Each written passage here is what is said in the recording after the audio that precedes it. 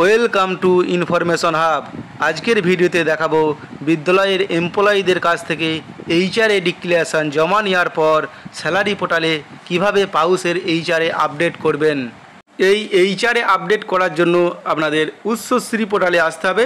সেই উৎসশ্রী পোর্টালে এসে লগ ইনে গিয়ে আপনাদের যে আইএসএমএসের ইউজার আইডি এবং পাসওয়ার্ড আছে সেটা লিখে দেবেন, তারপরে লগ ইন করবেন। মনে রাখবেন উৎসশ্রী পোর্টালে এই কাজটি হবে, আইওএসএমএস পোর্টালে এই কাজটি হবে না। লগ ইন করে দেওয়ার পর এই ধরনের একটি পেজ খুলে যাবে। এর মধ্যে থেকে আপনাদের দেখুন মাস্টার ডিরেক্টরি ম্যানেজমেন্ট আছে, এই মাস্টার ডিরেক্টরি ম্যানেজমেন্টে ক্লিক করে দেবেন। এর মধ্যে অনেকগুলি সাব মেনু খুলে যাবে। এর মধ্যে থেকে এই যে অপশন দেখতে পাচ্ছেন edit employee profile after finalisation, এখানে ক্লিক করে দেবেন।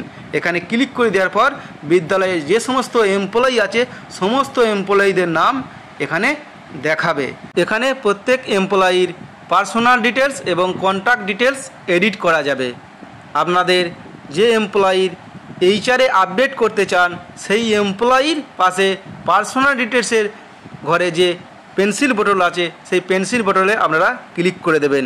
এখানে ক্লিক করে দেওয়ার পর সেই এমপ্লয়ির পার্সোনাল ডিটেলসগুলো খুলে যাবে। এখানে তার সমস্ত ডিটেলস আপনারা দেখতে পাবেন, ব্যাঙ্ক অ্যাকাউন্ট নম্বর থেকে শুরু করে। এরপর আপনারা নিচের দিকে চলে আসবেন।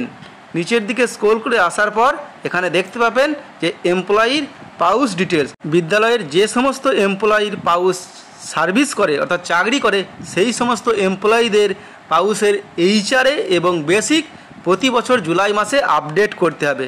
এখানে যে দেখতে পাচ্ছেন পাউসের পে, এই অর্থাৎ সেই পাউসের জুলাই মাসে যে বেসিক পে আছে সেটা লিখে দেবেন। এরপরে পাউসের এইচআরএ যেটা অর্থাৎ জুলাই মাসে যে এইচআরএ আছে সেটা এখানে লিখে দেবেন। সেটা লিখে দেওয়ার পর আপনাদের যে নিচের দিকে দেখতে পাচ্ছেন আপডেট বাটন, এই আপডেট বাটনে ক্লিক করে দেবেন। এই আপডেটে ক্লিক করে দেওয়ার পর এই ধরনের মেসেজ আসবে, employee details has been updated successfully, অর্থাৎ ওই এমপ্লয়ির এইচআরএ আপডেট হয়ে গেল। এইভাবে বিদ্যালয়ের বাকি যে সমস্ত এমপ্লয়ির পাউস সার্ভিস করে প্রত্যেকের পাউসের এইচআরএ একই পদ্ধতিতে আপডেট করতে হবে। মনে রাখবেন যে সমস্ত এমপ্লয়ির পাউস সার্ভিস করে প্রতি বছর জুলাই মাসে সেই সমস্ত এমপ্লয়ির পাউসের এইচআরএ আপডেট করতে হবে, বাকিদের করতে হয় না। উৎসশ্রী পোর্টালে পাউসের এইচআরএ আপডেট করার পর এটি আইএসএমএস পোর্টালে 48 থেকে 72 ঘন্টার মধ্যে এফেক্ট হয়ে যাবে।